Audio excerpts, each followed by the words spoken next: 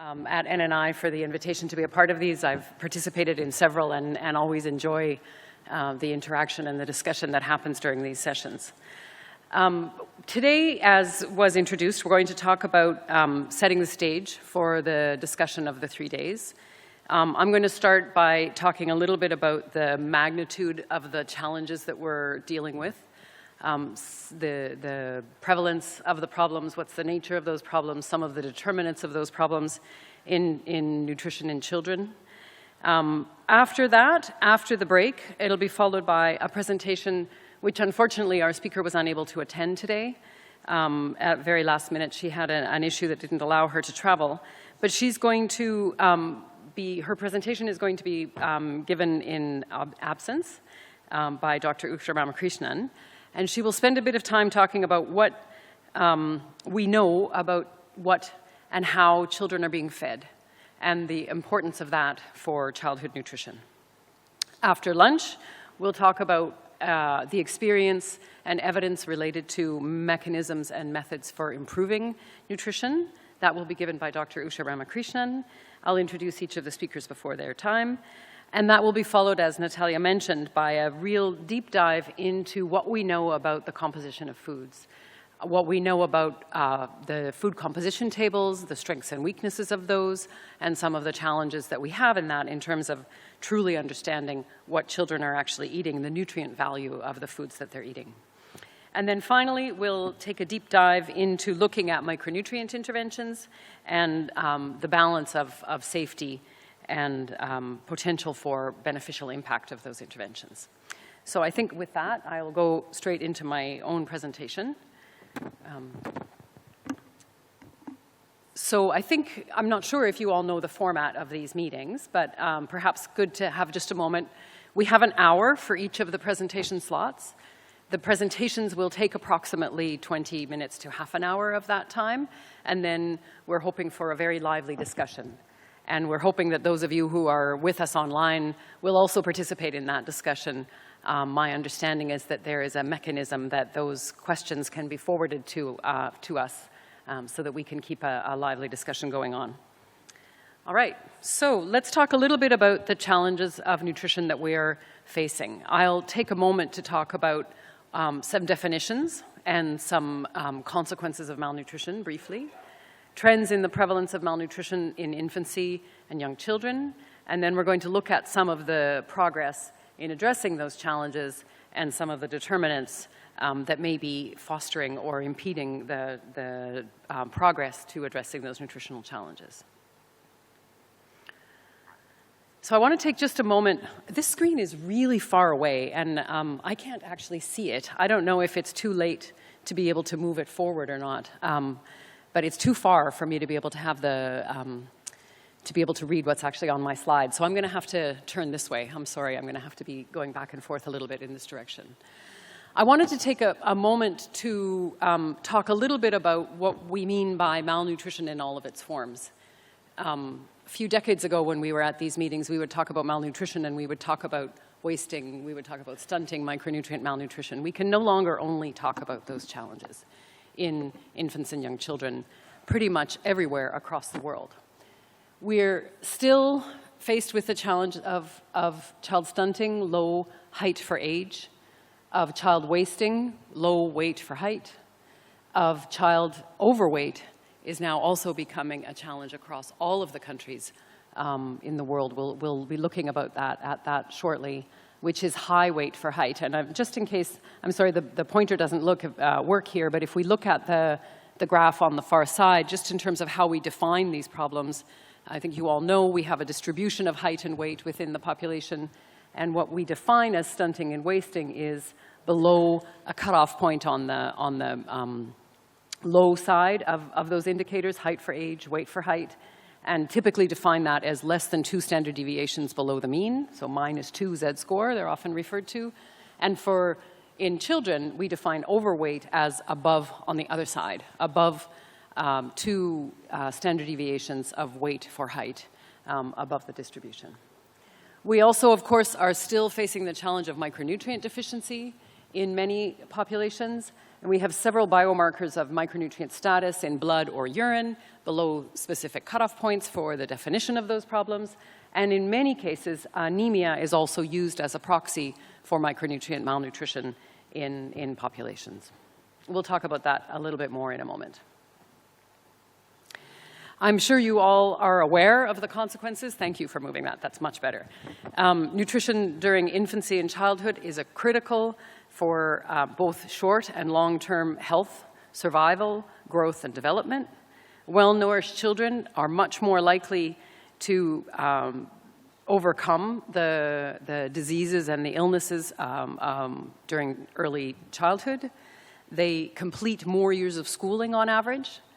They are more likely to have higher wages if they've been well-nourished in infancy and early childhood when they grow up, and often have several outcomes in family-related outcomes, birth outcomes, more positive if early life nutrition has been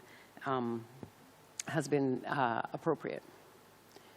I'm not going to spend a lot of time on the consequences because I think you all know those, medical background. We can certainly have conversations about that in the discussion if we want to.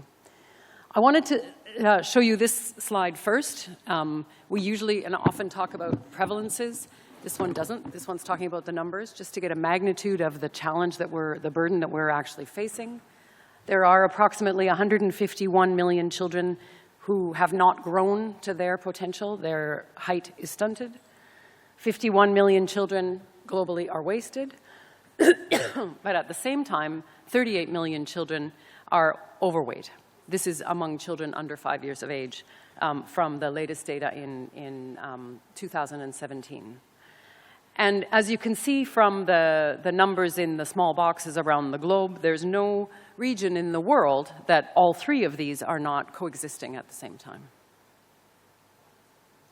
If we then look at the prevalence and the tendencies in those prevalence, we have seen an important reduction since 2000 in the global prevalence of stunting, from 32.6% in 2000 to 22.2% in 2017.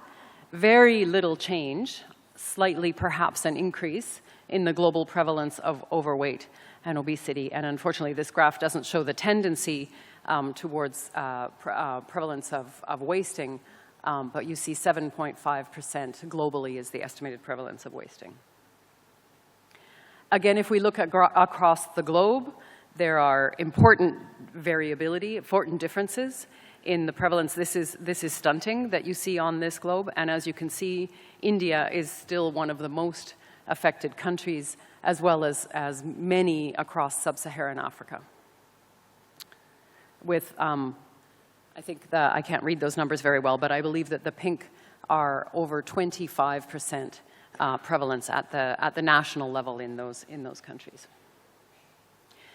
This is the prevalence across region and the trend in that prevalence from 2000 and 2017 in overweight. It is increasing across most regions around the world, and rapidly so in some, particularly Eastern Europe and Central Asia, Middle East and North Africa. You can see a very wide error bar. Obviously, there's lots of variability across those estimates and the countries within those regions, but you're seeing a tendency towards rapid increase across those regions. Similarly, in North America, a very rapid increase, and globally, change from 4.9% to 5.6%. We continue to see a high prevalence of micronutrient malnutrition in children. This is on the top graph on your left is the global estimated prevalence of zinc deficiency. We'll talk a little bit more in a moment about what that data is based on, but you can see that there's been very little change. This is showing from 1990 until 2015, and you can see very little change across any region of the world within those time frames. Oh, sorry, these are individual countries. You see very little across the examples of the countries that have been put in here. On the right, you can see the prevalence of vitamin A deficiency according to the latest global effort estimates, and similarly, India, several countries in Central Asia, and much of sub-Saharan Africa still have high prevalence of vitamin A deficiency. We've done a great job of making beautiful visualizations of this data, but unfortunately, a lot of the data that underpin those beautiful visualizations are very old. And the data mapping and the nice graphics increase and modernize, but we're still using old data. Much of it relies on data that was collected 10 or more years ago. And as you all know, dietary patterns have changed dramatically in the past 10 years. Few nutrients are reported globally. Some countries have a robust analysis of micronutrient deficiency in their population, but not very many. And at a global level, we're typically seeing prevalence estimates of anemia, sometimes vitamin A, and sometimes a few other nutrients, iron. But usually what we're seeing, most global estimates are based on anemia. Thus, anemia is still being equated with micronutrient deficiency, whereas we know it's not the only determinant anemia. We'll talk about that more later. We're relying on, in many cases, imprecise indicators, and here we're going to go back up to our graph here on global zinc deficiency. In reality, that graph is generated from FAO food balance sheets, which estimates the availability of food according to production and trade within a country, estimating how much zinc is available for the population, and then estimating the prevalence estimates based on that. That's not a reflection of actual status of individuals in a population. It's a potential risk. It's not an actual indicator of status. There's been some progress on refining and improving those indicators. There's a large consortium called the BRINDA Consortium who have been looking at indicators, looking at some of this data.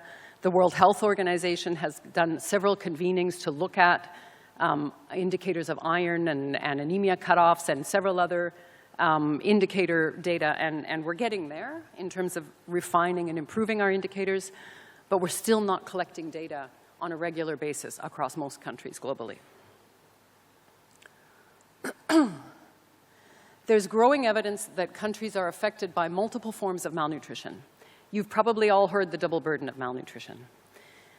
But it's used indifferently to state that a country faces, often used indifferently, to state whether a country faces two challenges of malnutrition, but that doesn't actually tell us, are those the same people or are they different people? So this graph, which was published in the latest Global Nutrition Report, tells us that for example, the countries that are in the orange color have overweight, anemia, and stunting, but it doesn't tell us, are those the same people? Or are the people living in low-income people in rural populations those that are stunted, and the people in urban areas are those the ones who are overweight? We don't know from these types of global data that look at a national level. There are some studies that have looked at the prevalence within households, for example, an overweight mother with a stunted child or a wasted child, or also there are some studies that have looked at the individual level, but mostly when you see prevalence estimates at a national level, they will report the prevalence of overweight in children, the prevalence of micronutrient malnutrition, and so forth, but they don't necessarily provide you with that detail to say who are those people who are affected and how many of them have multiple burdens, shall we say, of malnutrition within individuals. So going on to the question of progress, what do we know about progress? Again, from the latest Global Nutrition Report, several countries have shown substantial increase or improvement, shall we say, in their in reducing stunting. So between 2000 and 2017, Nepal, for example, reduced the prevalence of stunting from 57.1% to 36%. 36 is still very high, but that's a very large drop. Lesotho, similarly, reduced from 52.7 to 33.4%. And I've put a graph here, or a figure here, of the progress made in Brazil. Brazil is similarly a country that has made substantial progress in reducing the prevalence of malnutrition. And this is a nice graph because it provides you not only the prevalence of those indicators of status, but some of the actions that have been occurring in that country that may have contributed to those actions. And some of the intermediate predictors and determinants of malnutrition, for example, in 1990 to 96, the rate of exclusive breastfeeding, if I'm reading that correctly, somebody can tell me, I think it says a 7. I can't tell if it's a 7 or a 2 from here. But that went, it's 2? It's 2. Okay, so it's a 2. And then if you look at 2006 and to 2008, you're seeing an exclusive breastfeeding rate of 39%, thank you. A massive increase. And there were a lot of very purposeful actions that occurred in that country to make that happen. We do have, one of our speakers is from Brazil. We may put her on the spot later to tell us more about that. But that's a phenomenal progress. And we all know that breastfeeding is one of those critical determinants of early child growth and development. We'll hear more about that again in a little while. I want to spend a little bit of time talking about India to illustrate the fact that when we look at national data, we are only seeing a very, very small piece of the complex picture that is nutrition in that country. This is a district-wide analysis of the family health surveys that have happened in India in recent years. It was published in 2018, the reference is here at the bottom. And what the authors have done is look at district by district the prevalence of stunting across the country. And what you can see is that that prevalence doesn't, that prevalence diversity, which goes in the green from very low, low prevalence, in the blue, sorry, less than 20%, up to very high, which is greater than 40%, an enormous diversity. But if you look only at the national prevalence, you don't see that diversity. If you look at state-level prevalences, the divisions of state aren't here. There's certainly some tendencies across the states, but these colors of red, orange, and green and blue don't directly follow state lines. There are some diversity even within that, and I'm getting a nod over there from Usha, which is great. That means I haven't incorrectly superimposed that state-level map. Certainly the South is doing better than the Central and the North, but there's still challenges across, and there's districts where even in the South you see 30 to 40% stunting in the states of the South, even though in some of those you also see less than 20% stunting. So what are the factors that determine that difference? So this isn't about the determinants of stunting. This is the determinants of the diversity of that stunting across the districts that you saw. And what you can see from this graph is that several of these are nutrition related. The light blue at the top is adequate diet. The gray is low BMI in the mother. Many of these have nothing to do with nutrition. A&C visits, at least 4 A&C visits, so that's adequate care during pregnancy, is an important predictor. Schooling of the mother is an important predictor of that diversity. Being married after 18 years as opposed to being married before 18 years of age. Open defecation, asset score, household size. And then we still have this great big white corner. 29% of that variability across districts is unexplained by any of these factors that we know are important determinants of stunting. There's so much we don't know about those determinants, but yet we know so much, and so much of it is not nutrition. Yet we tend to equate stunting with a nutritional problem. Stunting goes far beyond just a nutritional problem. We'll come back to that again later.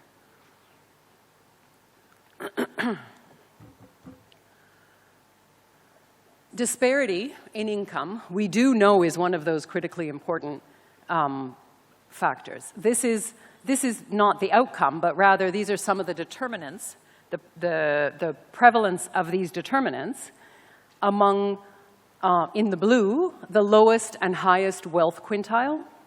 And this is, again, a global report, so it's not specific to any one country.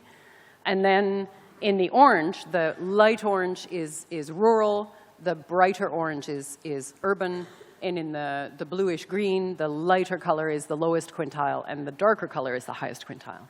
So what you can see is, interestingly, rural areas and the more poor are continuing breastfeeding slightly longer. But if you go down to the third row, those children, once they start to eat foods, have poorer diets. They're not reaching the minimal acceptable diet. The lower income and the rural populations are less likely to consume a minimally acceptable diet during early life. They're less likely to have minimal dietary diversity. They are less likely to eat the sufficient number of times during the course of the day.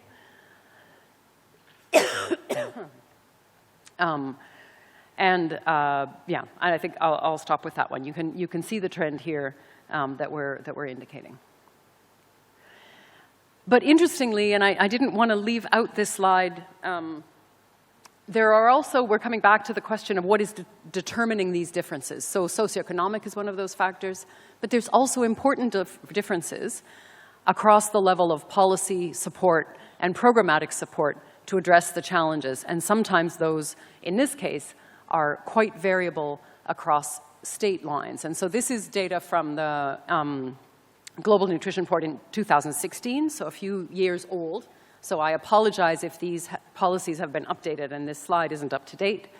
But what they did, these authors, was to look at whether the state mission, nutrition mission, across 6 states of India had included targets related to specific nutrition outcomes in their policies and their programs. And what you can see is that there's no consistency across these states. Most do not have targets related to low birth weight. None of them did. None of these 6 states did. None of them had targets related to overweight and preventing and controlling the spread of overweight in young children and under 5s. Only one had a stated target, Uttar Pradesh had a stated target related to exclusive breastfeeding.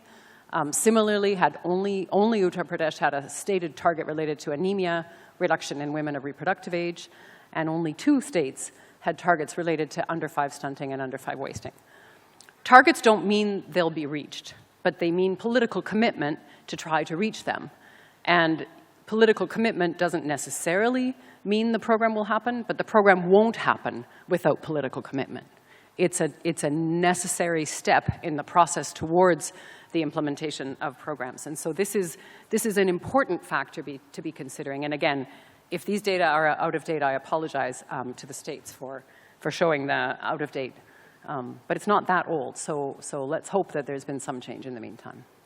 Okay, so let's take a few moments to explore determinants of malnutrition. I think you all know that there are dietary factors, behavioral factors, and biological factors that are direct determinants of malnutrition. I think you probably also know that underpinning those, there are several factors that can either favor or impede improvements in nutrition. The food environment, that is, what foods are available, what are affordable, what foods are being promoted, what foods are accessible to those, to the consumers in the places where they shop, where they work, where they live, where they procure their food, where they produce their food. The social environment, the norms are related to breastfeeding, related to hygiene, related to marriage, age of marriage, the age of first child. The health environment, access to preventive and curative care. And then, of course, the living environment, the built space, water and sanitation, and so forth. Underpinning those are income and inequity, trade, urbanization, globalization, food systems, social protection, et cetera, et cetera. And then, of course, as we stated before, underpinning all of that is the political commitment and the political will to make the changes that need to be made to alter those conditions as you move up through that, from the very far away to the very proximal determinants of malnutrition. For stunting, this translates into a very complex set of determinants.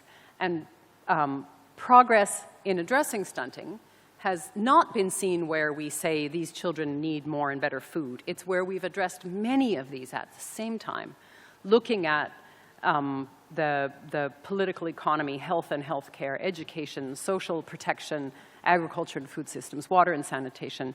And I put this up not so that you can read it, because I know it's too small to be read on a screen like this, but so that we don't forget the fact that we can't just pick one of these boxes and say, we're going to pick and focus on that and we're going to fix this problem.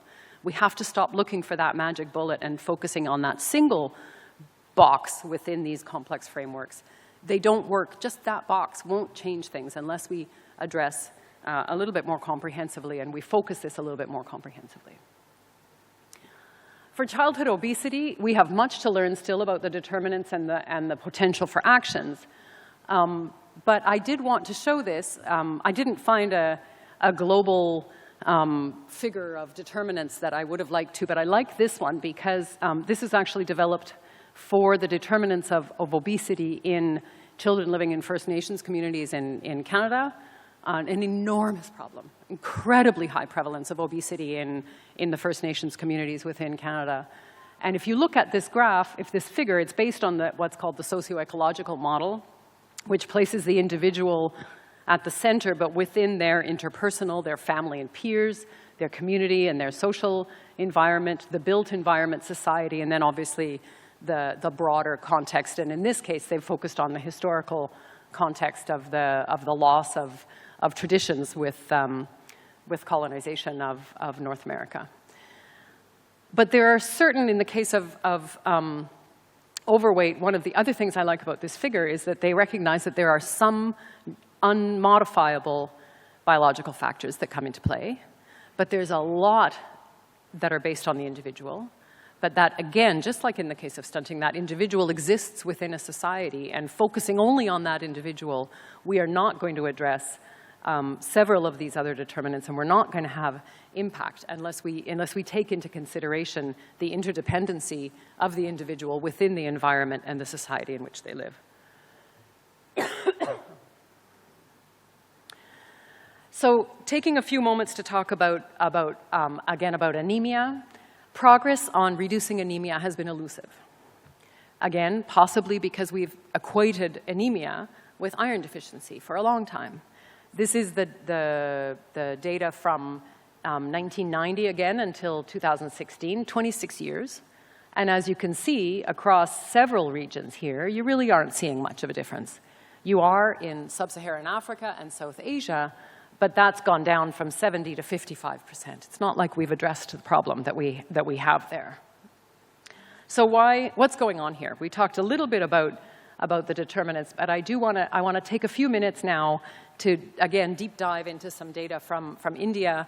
I've had the privilege of being part of a group that's evaluating a program in India, and as a part of that evaluation, did a state-level representative, urban-rural representative nutrition survey in the state in 2016. And if you look first for a moment just at the right-hand table, you can see that in children 6 to 59 months of age, there is approximately 55–59% have anemia. That's based on, again, there's some differences, small differences between rural and urban areas. Iron deficient, 62–71%. 75%.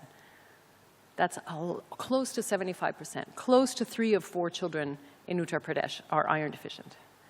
Iron deficiency anemia is close to 50%. So that iron deficiency anemia here is defined as both low serum ferritin, which is indicative of iron status, as well as having anemia. 1 in 2 children.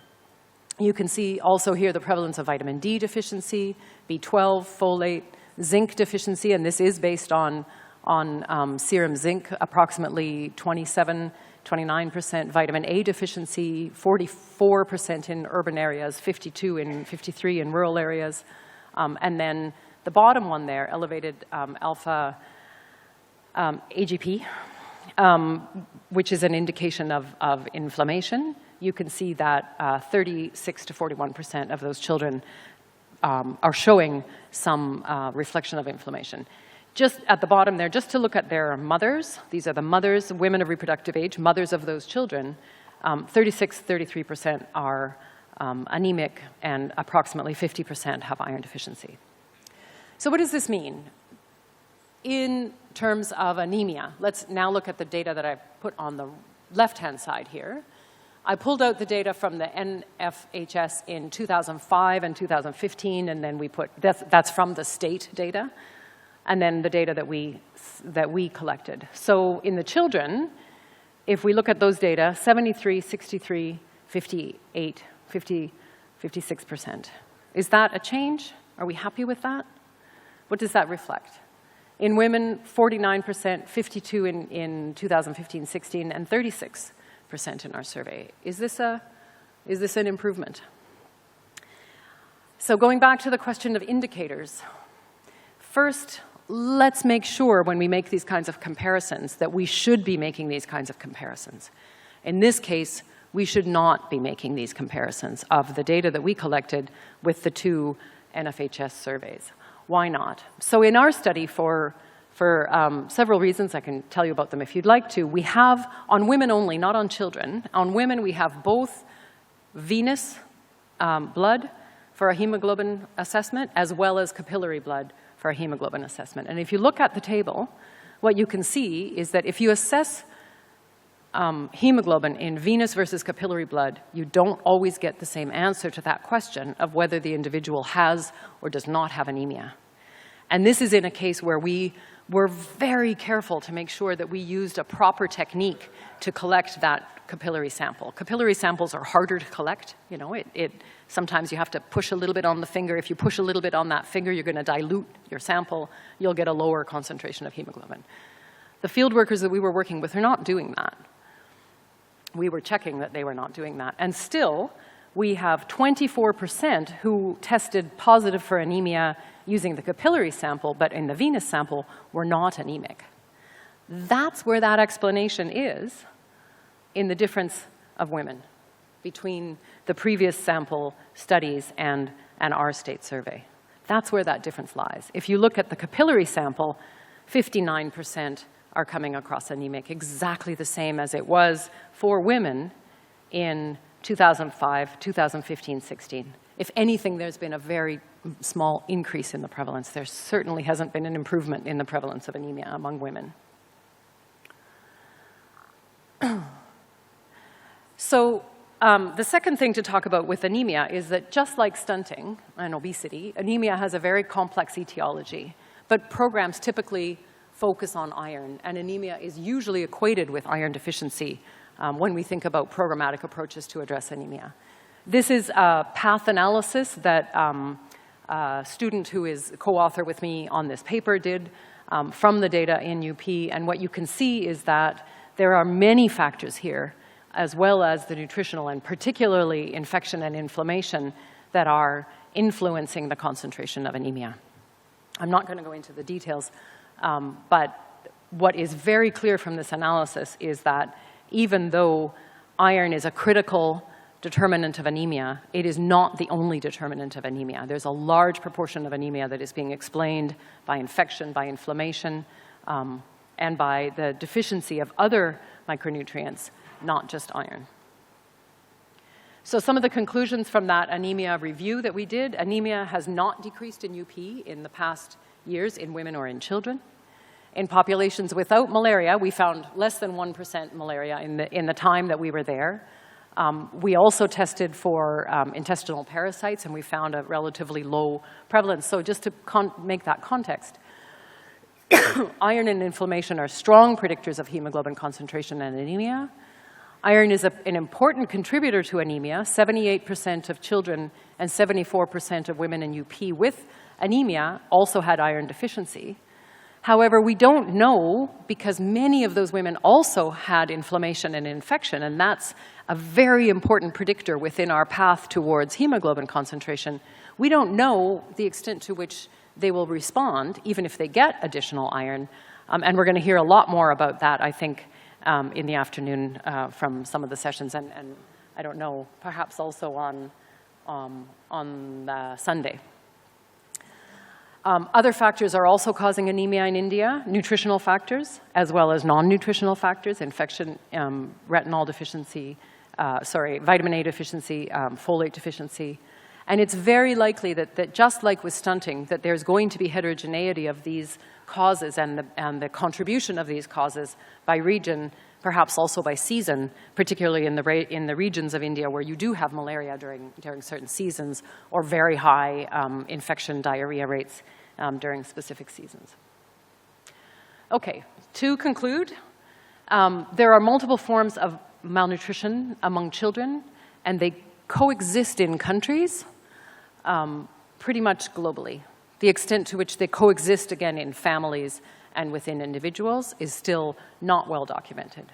All forms of malnutrition have complex etiology, and where actions to address those determinants consider this, there has been some progress made, for example, from those countries that we discussed briefly for stunting.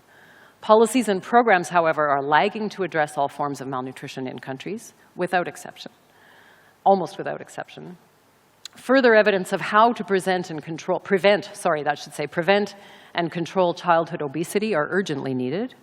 They do not yet appearing on the policy and program narrative in many countries, low and middle income countries particularly. Up-to-date data on the burden of micronutrient malnutrition is lacking in many countries globally, and this data is urgently needed to be able to better focus programs to the reality of the causes of those deficiencies and to the populations that are affected. Thank you.